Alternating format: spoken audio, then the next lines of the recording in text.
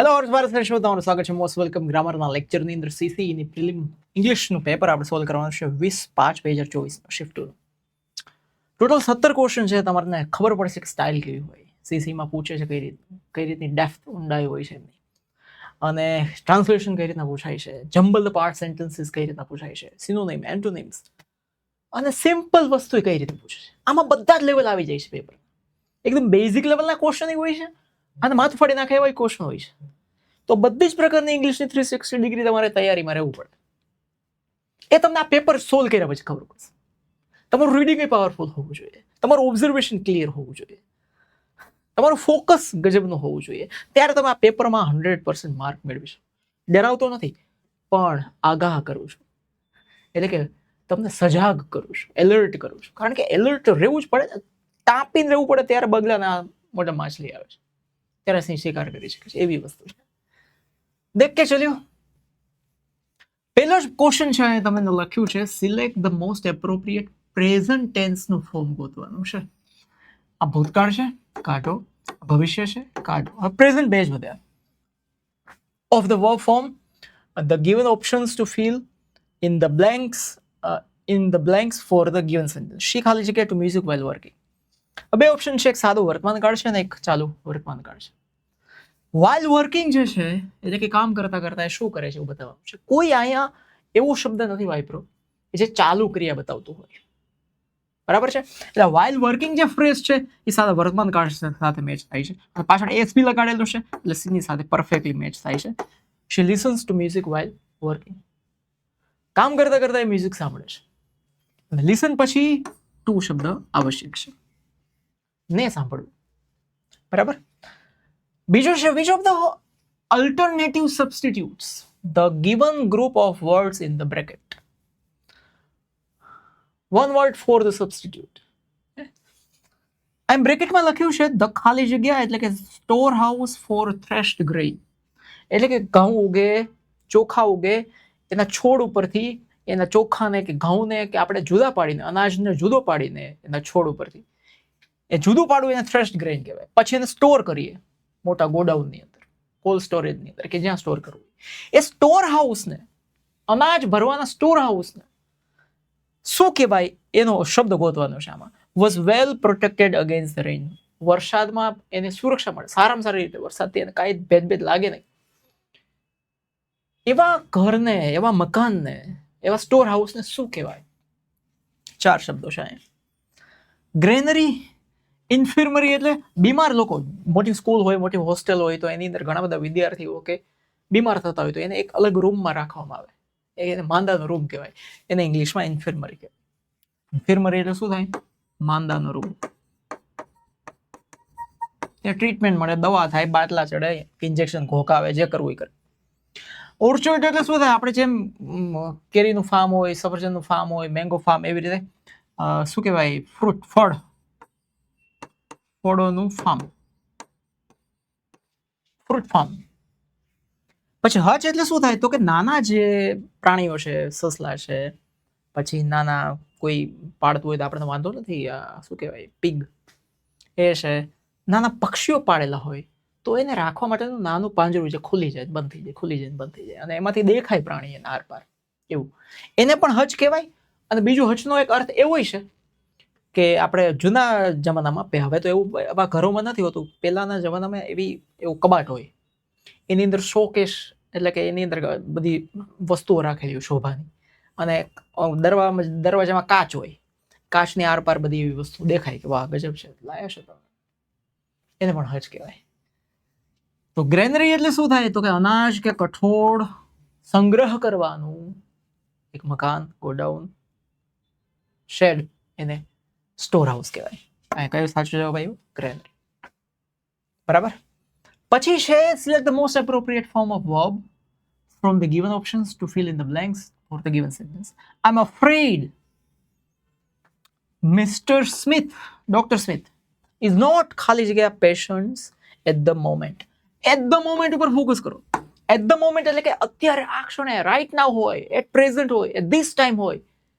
તો at the moment, right now, at this time, at this moment, આ બધા શબ્દો શું બતાવે છે? આ બધા શબ્દો ચાલુ વર્તમાન કાળ બતાવે છે. અને ઇઝ છે, એ વર્તમાન કાળ જ છે. તો ખાલી ચાલુ શબ્દ આમાંથી ગોતીને લખવાનો છે. ઇઝની સાથે સો ના આવે, ઇઝની સાથે સી ના આવી શકે, પણ જો પેસિવ વોઇસ હોય તો. પણ આ પેસિવ વોઇસનો કોઈ અર્થ જ નથી.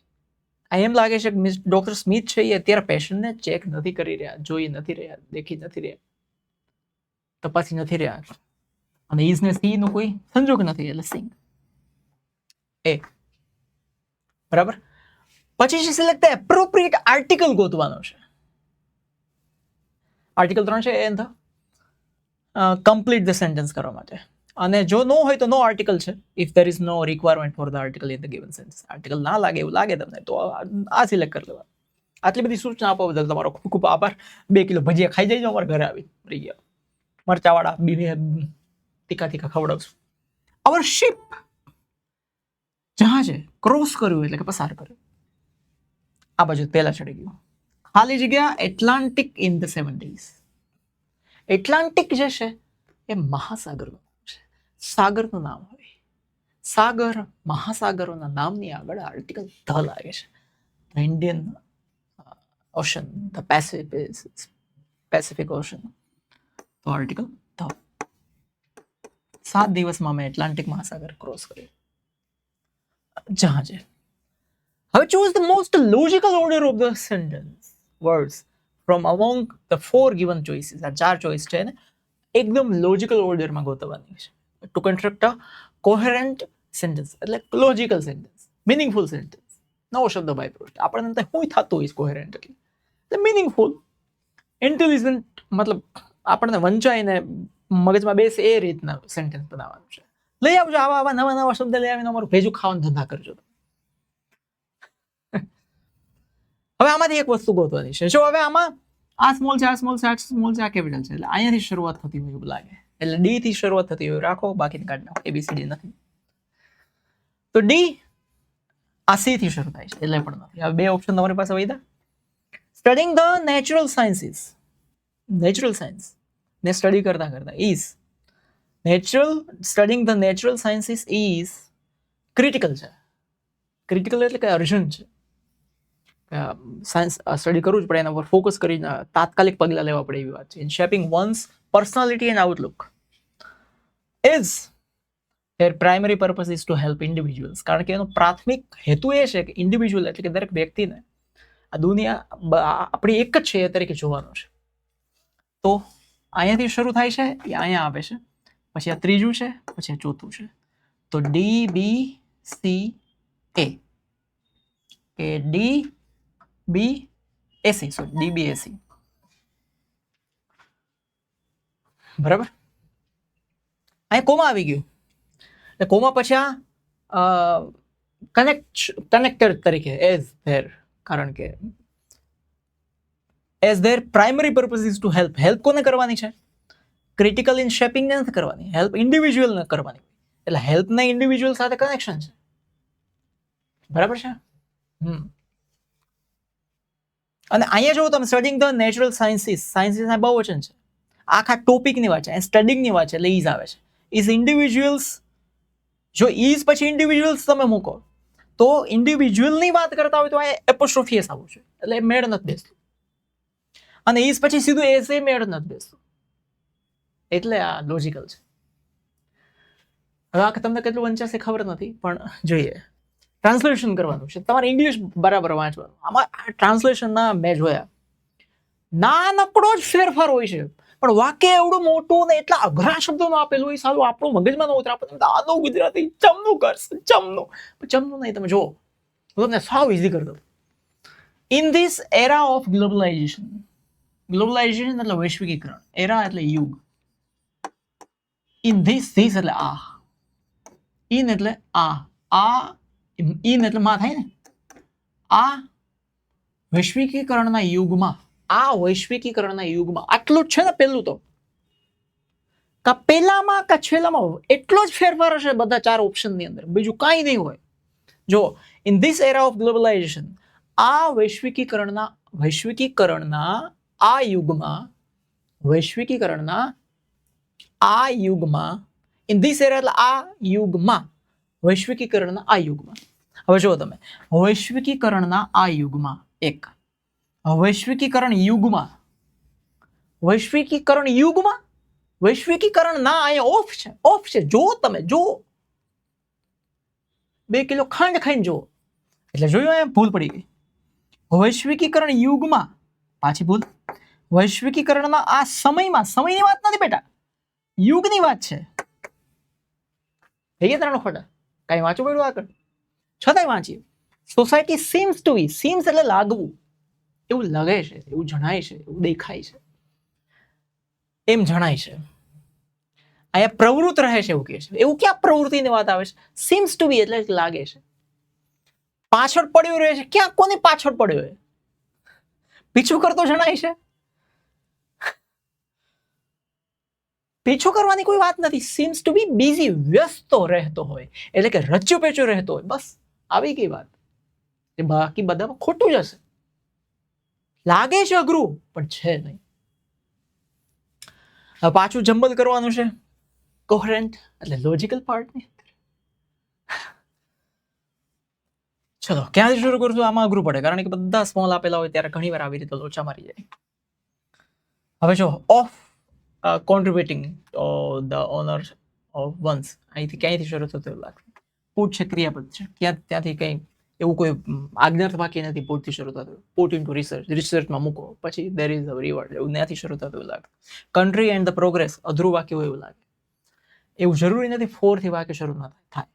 ફોર એવરી પેઇન્સટેકિંગ એફોર્ટ, અહીંથી શરૂ થાય છે, ડી થી. એટલે ડી થી શરૂ થતા એવું રાખો, સી નીકળી ગયું. For every painstaking effort of contributing, લાગે ઘણી વાર આપણને એમ લાગે ડી ની સાથે પછી તરત જ એ આવશે, તો એવા એક ઓપ્શન જ નથી. એટલે જો ઓપ્શનમાંથી ઘણી વાર તમને ગાઈડલાઈન મળી જાય કે શું કરવાનું, એવું એક ઓપ્શન જ નથી કે ડી પછી સીધો એ આવતો હોય છે, ડી પછી બી, ડી પછી સી. આ તો એબીસીડી છે, એટલે એ નીકળી ગયું. બે જ ઓપ્શન તમારી પાસે હોય. હવે ડી પછી તમારે બી કે સી ને અજમાવવાનો છે, એ તો આવતો જ નથી, એટલે વાત જ પૂરી થઈ ગઈ. For every painstaking effort country, effort country, કોઈ ક્રિયાપદ નથી આવતું. જો for every painstaking effort country and their progress of the world put into a research, નહીં. For every painstaking effort put into research, એટલે DB, there is a reward of contributing to the honor of one's country and the progress of the world. પરિશ્રમ, પ્રયત્ન, અથાગ મહેનતનો એક જ step, એક પગલું દેશ અને દુનિયાની જે પ્રોગ્રેસ છે એ કોન્ટ્રીબ્યુટિંગ, એ સન્માન આપે છે પોતાના દેશને, પોતાની જાતને, આખી દુનિયામાં નામ કરે છે. રિસર્ચમાં, કોઈ સંશોધનમાં તમે મૂકેલું એક પગલું, એક પ્રયત્ન. તો ડી પછી શું આવે છે? બી, પછી એ અને પછી સી. પછી છે પાછું એ જ છે, કોહેરન્ટ, ઉત્તરી. હવે જો અહીંયા ક્યાંથી શરૂ કરશું આપણે જાણવાનું છે. એન્ડથી તો શરૂ ના થાય. ઓફ ક્યુરિયોસિટી અબાઉટ, ઓલ્સો થી શરૂ ના થાય, કારણ કે અહીં શું છે? Not only, not only but પછી ઓલ્સો આવવું છે. નોટ ઓનલી બટ ઓલ્સો, એટલે ડીસી થઈ ગયું. ડીસી રાખો, બાકી કાઢી નાખો, તો આપણી પાસે એક ઓપ્શન જ રહ્યું. વાત પૂરી થઈ ગઈ.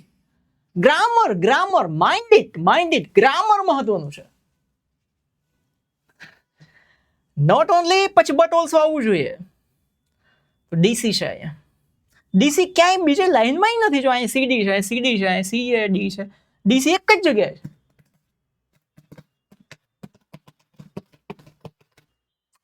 अगर को सहला करते हैं तो काम हो जाता है.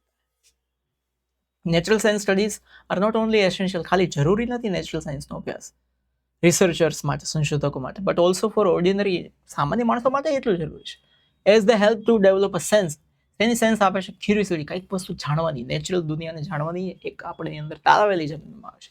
અને સાયન્ટિફિક થિંકિંગ શીખવાડે છે, અને પ્રેક્ટિકલ સ્કિલ ડેવલપ કરે છે, અને નોલેજ આપે છે. દેટ ઇઝ ક્રુશિયલ, એટલે કે બહુ જરૂરી છે. એક્સપ્લેનિંગ ફેનોમોનિયલ વર્લ્ડ વાઇડ છે આખો. હવે છે select the most appropriate form of verb, verb form select કરવાનું છે. નીચેના ઓપ્શનમાંથી to fill in the blanks for given sentence, નીચે આપેલું sentence. My father is an engineer. તમારું ધ્યાન સીધું કાર્ડમાં જવું જોઈએ. કારણ કે તમે ગ્રામરના ઓપ્શન સિલેક્ટ કરો છો, એને તમે સોલ્વ કરવાની કોશિશ કરો તો તમારો કાર્ડ પહેલો આવે.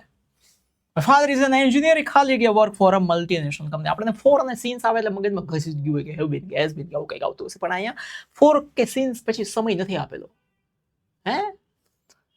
કામ કરતા હશે, એન્જિનિયર છે એટલે મલ્ટીનેશનલ કંપની માટે કામ કરે છે.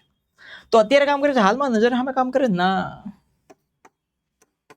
અને હી છે એટલે એસ વાળું આવે આપણને. He works for multinational company. Tenacious, synonym ગોતવાનું છે ભાઈ. સિનોનિમ સમાનાર્થી, સમાન અર્થ ખાસ જોવાનું. આ જો એને કેપિટલમાં લખ્યું છે, synonym of the word given below. Tenacious એટલે શું થાય ખબર છે? સતત કરે જ રાખો, આગ્રહ રાખો, ચાલુ જ રાખો, આગળ ધપતા જ રહેવું, મતલબ હાર ન માનવી. એટલે શું કહેવાય એને? પરસિસ્ટન્ટ. સરેન્ડર એટલે તો સરેન્ડર થઈ જાવ, હાર માની જવી. હેસિટેટ એટલે હિચકાવું. ડિસલોયલ એટલે બેવફા, બે વિશ્વાસો. એટલે ત્રણમાંથી એક નહીં આવે. પરસિસ્ટન્ટ, ટેનેસિયસ. બરાબર. હવે પાછું વન વર્ડ સબસ્ટિટ્યુટ છે, alternative substitute. The given group of words which have been put into brackets. She plays the piano. Piano વગાડે છે. શું વગાડે છે? પિયાનો. આપણો નહીં, પિયાનો. કોઈ પિયા નામની છોકરી છે, એનો પિયાનો વગાડે છે. આ શું કે છે? She plays the piano. Piano વગાડે છે. આપણે એમ લાગે આર્ટિસ્ટ હશે, ગજબ નહીં, પૈસા મળતા હશે. બટ એ જે છે ઓનલી એન વન, એક એવી વ્યક્તિ છે, one who does a thing for pleasure. એને મજા આવે છે એટલે પિયાનો વગાડે છે. કોઈ સ્ટેજ ઉપર જઈને પિયાનો વગાડવાના 5 લાખ રૂપિયા લેતી નથી. એનો પ્રોફેશન, ધંધો નથી, એનું કામ નથી. એવી કેવી આર્ટિસ્ટ છે? મજા આવે, મન શાંત થાય. બાકી એની પોતાની ફેક્ટરી છે, 5,000 કરોડ રૂપિયા મહિને કમાય છે. એને એવું કંઈ કમાવા જવાની જરૂર નથી. તો એને શું કહેવાય એ જાણવા જેવું છે. એને શું કહેવાય એ કહીએ આપણે. તો આ 4 ઓપ્શન છે તમારી પાસે. એથેઇસ્ટ એટલે નાસ્તિક કહેવાય. શું કહેવાય? જે ભગવાનમાં માનતો નથી. The one who does not believe in God. Acetic એટલે સંન્યાસી. એસિડિક એટલે શું થાય છે? એસિડ વાળું નહીં, સંન્યાસી. પછી છે એમ્બિડેક્સ્ટ્રસ એટલે અસ્પષ્ટ. અને એમેચ્યોર પણ કહેવાય અને એમેટર પણ કહેવાય. એટલે કેવો? કલાપ્રેમી વ્યક્તિ. કલાપ્રેમી વ્યક્તિ એટલે મજા આવે એટલે વગાડે. એમેચ્યોર બોક્સર હોય છે જે એને મજા આવે એટલે ફાઇટ કરતા હોય. પ્રોફેશનલ WWE માં ન જતા હોય, પૈસા કમાવાનો ધંધો ન હોય એનો. બરાબર. આ વસ્તુ અહીં થઈ ગઈ. આનંદ જલસા માટે વગાડે એને એમેચ્યોર કહેવાય. બોક્સિંગ જલસા માટે કરે એના માટે એને એમેચ્યોર કહેવાય. હવે એક પેરેગ્રાફ આપેલો છે. આખો પેરેગ્રાફ તો આપણે વાંચવાની છીએ, પણ તમારી પાસે જ્યારે પણ પેરેગ્રાફ આવે તો તમારે આખો પેરેગ્રાફ વાંચવો. વેસ્ટ મેનેજમેન્ટ ઉપર આખો પેરેગ્રાફ આપેલો છે. નિરાતે વાંચતી વખતે જે તમને એવા કીવર્ડ લાગે ને એને અંડરલાઈન કરતા જવાના, એટલે ખબર પડે કે અહીંયા શું છે એના વિશે છે. હવે એમાંથી પહેલો છે identify the most suitable title ગોતવાનું છે. 4 વસ્તુ આપેલી છે અહીંયા અને એક લાઈન એ પેરેગ્રાફમાં લખેલી છે. It is crucial and important to examine the methods of waste disposal and their respective pros and cons. તો આ પેરેગ્રાફ શેના વિશે હોય? વેસ્ટ મેનેજમેન્ટ ઉપર જ હોય. સીધી વાત છે. ફૂડ કન્ઝર્વેશન વિશે નથી, હોંગકોંગના વેસ્ટ ઇશ્યુઝ નથી, મેનેજિંગ વેસ્ટ રિસ્પોન્સિબલી, રિસાયકલિંગ વિશે નથી, મેનેજિંગ વેસ્ટ રિસ્પોન્સિબલી. એના પ્રોસ અને કોન્સ બતાવેલા છે, શું નુકસાન છે, શું ફાયદા છે. બરાબર. પછી છે the passage talks about effective methods. પેસેજની અંદર શેની મેથડ વિશે સેન્ટ્રલ આઈડિયા આપવાની વાત છે. તમારે ત્યાંથી સેન્ટ્રલ આઈડિયા લેવાનો છે. તો હમણાં જ આપણે પેરેગ્રાફ વાંચ્યો, 2-4 લાઈનમાં આપણને ખબર પડી ગઈ કે શેના વિશે છે. ઇનઇફેક્ટિવ મેથડ વિશે નથી, કે જે મેથડ કામની જ નથી, અસરકારક નથી. adopting sustainable and eco-friendly solutions of different waste disposal methods. Waste disposal, કચરાનો યોગ્ય નિકાલની સસ્ટેનેબલ એટલે કે પર્યાવરણને નુકસાન ના થાય, ઇકો ફ્રેન્ડલી એટલે પર્યાવરણને નુકસાન ના થાય એવા સોલ્યુશન્સ વિશેની વાત છે. એટલે આ ઓપ્શન સાચો છે. અનઅવેલેબિલિટી ઓફ રિસોર્સિસ એના વિશે વાત નથી. રિસોર્સિસ એટલે કે સ્ત્રોત એની અનઅવેલેબિલિટી વિશે વાત નથી. લેન્ડ ફિલ્સ વિશે પણ વાત નથી. શેના વિશે વાત છે? Eco friendly sustainable solutions of different management. હવે છે select the most appropriate antonym of the word given below. Style. Antonym ગોતવાનો છે. પેસેજની અંદર એટલે કે આગળ આપણે પેસેજ ગયો ને કમ્પ્રિહેન્શન, એની અંદર એક શબ્દ છે સ્ટ્રાઇવ, એક લાઈનમાં લખેલું છે સ્ટ્રાઇવ. એનો તમારે વિરોધી શબ્દ ગોતવાનો છે એન્ટોનિમ. એન્ટોનિમ ને એટલે વિરોધી. જો સ્ટ્રાઇવ એટલે શું થાય ખબર છે? પ્રયત્ન કરવો. સીક એટલે પણ શું થાય? પ્રયત્ન કરવો. એટેમ્પ્ટ એટલે શું થાય? પ્રયત્ન કરવો. એન્ડેવિયર એટલે શું થાય? પ્રયત્ન કરવો. સીક એટલે શોધવું પણ થાય. સીક એટલે ઈચ્છા પણ થાય, માગવું પણ થાય. એટેમ્પ્ટ એટલે કોશિશ કરવી, ટ્રાય એટલે કોશિશ કરવી, એન્ડેવિયર એટલે કોશિશ કરવી, પ્રયત્ન કરવો, પ્રયત્ન કરવો, પ્રયત્ન કરવો. ક્વિટ છે એ વિરોધી છે. ક્વિટ નો મતલબ શું થાય? છોડી દેવું, ગીવ અપ, હારી જવું.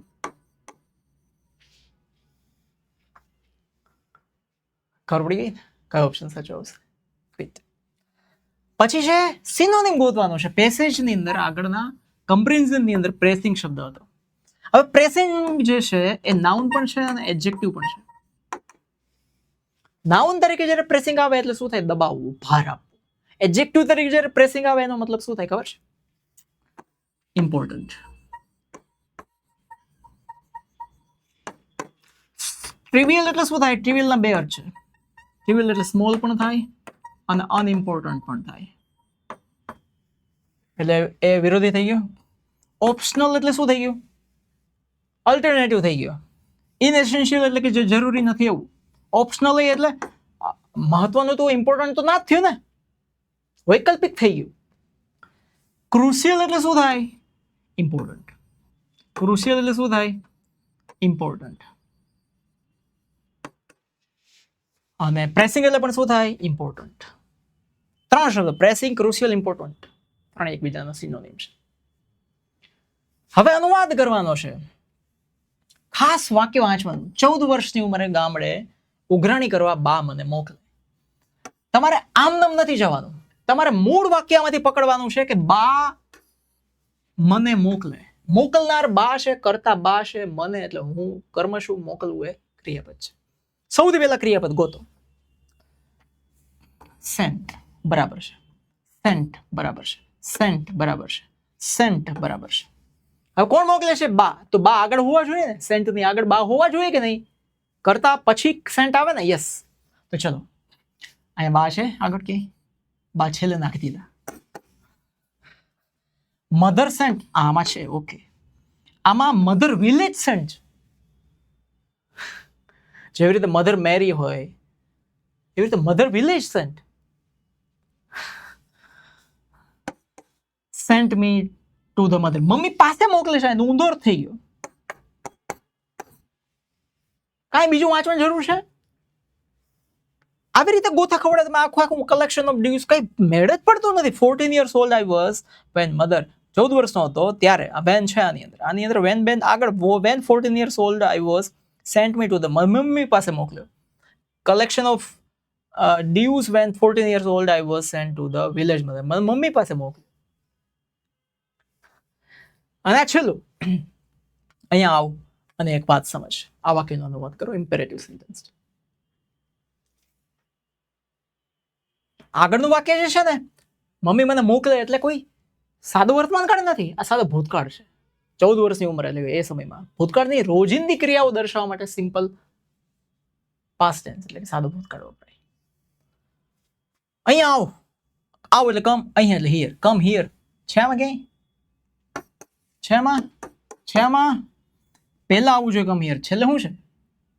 કમ here and understand one thing.